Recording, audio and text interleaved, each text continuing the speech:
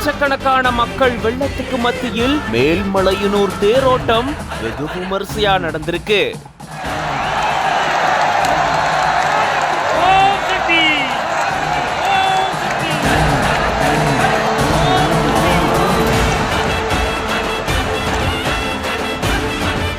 வயலில் விளைந்த பழங்கள் காய்கறிகளை தேர் மேல வீசி நேர்த்தி கடன் செலுத்தியிருக்காங்க பக்தர்கள்.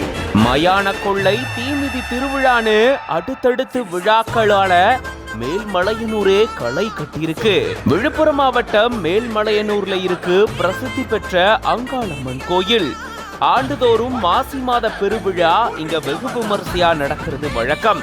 தமிழ்நாட்டினுடைய பல்வேறு பகுதிகளில் இருந்து பக்தர்கள் இந்த விழால கலந்துக்கிட்டு அம்மனை தரிசனம் செய்வாங்க. அதன்படி இந்த ஆண்டும் கடந்த 26ஆம் தேதி கொடியேற்றத்தோட இந்த தேர் திருவிழா தொடங்கியிருக்கு. மயான கொள்ளை விழாவும் தீமிதி திருவிழாவும் அடுத்தடுத்த நாட்கள்ல நடைபெற்றுச்சு.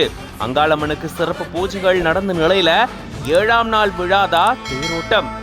அதிகாலையிலேயே கோயில் நடை திறக்கப்பட்டு அம்மனுக்கு சிறப்பு அபிஷேக பூஜைகளும் நடந்திருக்கு. அதை தொடர்ந்து உற்சவ அம்மனுக்கும் சிறப்பு அலங்காரம் செஞ்சு தேரோட்ட நிகழ்வை தொடங்கி இருந்திருக்காங்க.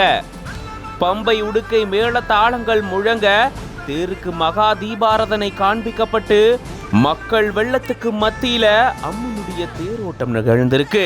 தேரை வடம் பிடிச்சு பக்தர்கள் எழுத்திருந்திருக்காங்க. அப்போ பக்தர்கள் தங்களுடைய வயல்ல விளைந்த பழங்கள், நெல், காய்கறிகள் உள்ளிட்ட இதை எல்லாத்தையுமே எடுத்து தேர் மேல வீசி தங்களுடைய நேர்த்தி கடனை செலுத்தி இருந்திருக்காங்க.